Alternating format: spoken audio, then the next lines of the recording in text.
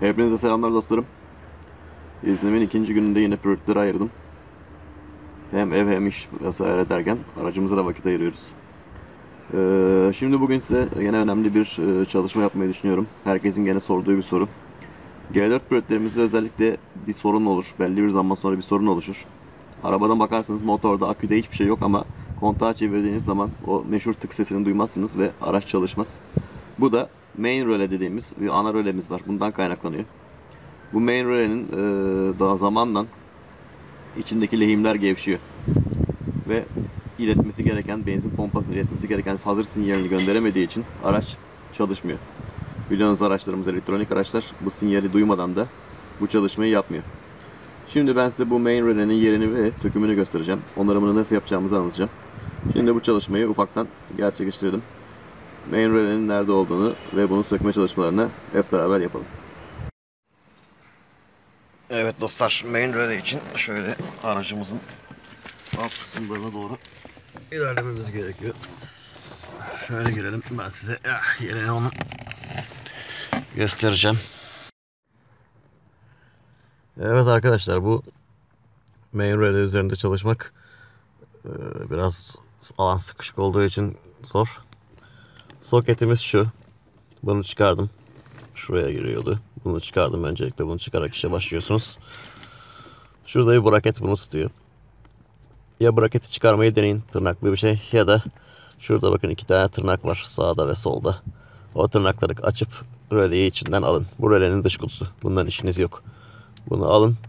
Ondan sonra lehim işlemini gerçekleştirebilirsiniz.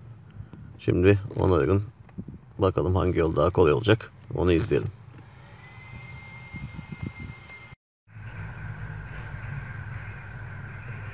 Ve evet dostlarım, uzun uğraşlar sonucu işte main röleyi sökmeyi başardım. Kutusu boş işte. Kendisi de burada. Şuradan bir çıkayım şimdi. Bu main rölemizin ait olduğu kutu. Biraz tırnaklardan kanartarak çıkarmayı başardım. Ve işte main rölemizi çıkarmayı başardım dostlarım. Küçük bir röle ama bu olmadan aracınız çalışmaz. Yapmamız gereken şu lehim noktalarını, şu alanları, şu görmüş olduğunuz şu küçük lehimlerin üzerinden geçmek. Bunları biraz daha sağlamlamak. Tüm yapmamız gereken bu. Bundan sonra problemsiz şekilde aracımız uzun yıllar çalışmaya devam edecektir. Benim Kuşadası tatili sırasında başıma geldi bu olay. Orada aracı 3 gün çalıştırmadım uzun yoldan sonra. Daha sonra tekrar inip kontrol amaçlı çalıştırayım dediğimde meşhur tık sesini duyamadım. O tık sesi işte bu main röleden kaynaklı benzin rölesi denen bir parça benzin motoruna aracın hazır olduğu sinyalini veriyor. Bu sinyali almadan maalesef aracınız çalışmaz. Şimdi hep beraber bunun lehim işlemlerini yapalım. Daha sonra yerine tekrar monte edelim. Evet dostlar, son lehim de tamam. Operasyonu tamamladık. Biraz lehim pastasıyla beraber lehimleri mümkün mertebe orijinaline sadık kalacak şekilde inledim. Şu parçaları, şu aparatları şöyle, şunları yeniden lehimlemeniz gerekiyor. Üzerine ince ince lehim atmanız gerekiyor. Gösterdiğim noktaları şöyle göstereyim. Atölyede biraz dağınık.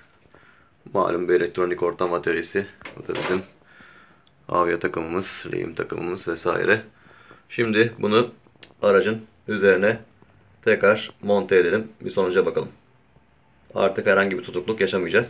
Şu an zaten yaşamıyorduk ama uzun yolda gittiğimizde, özellikle arabayı stop ettiğimizin ertesi gün ya da bir gün sonrası, 2 gün sonrası vesaire araçta bazen takılmalar oluyordu. O da bu benzin rölesinden kaynaklanan bir problem. Namı diğer main röle. Aracın başında görüşmek üzere. Evet dostlar. Şimdi benzin rölemizi yerine takma zamanı. Şimdi tekrar ait olduğu kutusuna montesini yapıyorum. Evet. Şimdi soketini de bağlayalım.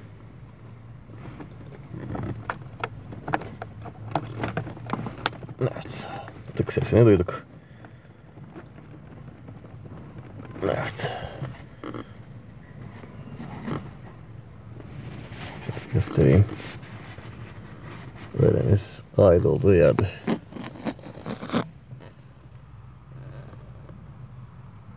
Montajı yapıldı.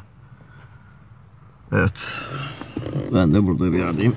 Evet, işte ben de buradayım dostlar. Aracın altında sürünme modundayım. Çekim alanımız biraz dar. Sınırlı bir alan. Evet. Az sonra görüşmek dileğiyle.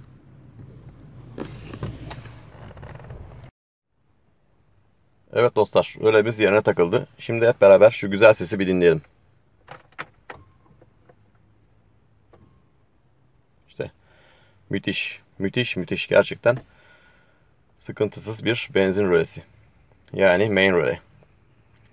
Daha önce de dediğim gibi herhangi bir problem yoktu. Fakat uzun yolların ardından arabayı park ettiğimde, 1-2 gün ara verdiğimde karşıma bazen sorun çıkarabiliyordu. Arabanın çalışmaması gibi, teklemesi gibi bu röleden kaynaklı sorun çıkıyordu. Şimdi bunu giderdik. Evet, onların bu şekilde. Bir de marş basalım. Birkaç gündür marş basmıyoruz gene. Evet. Biraz da aracımız çalışsın. Yaklaşık bir haftadır falan çalışmıyor. Biraz da çalıştırdım. Görüşmek üzere dostlar. Kendinize çok çok iyi bakın. Hoşça kalın.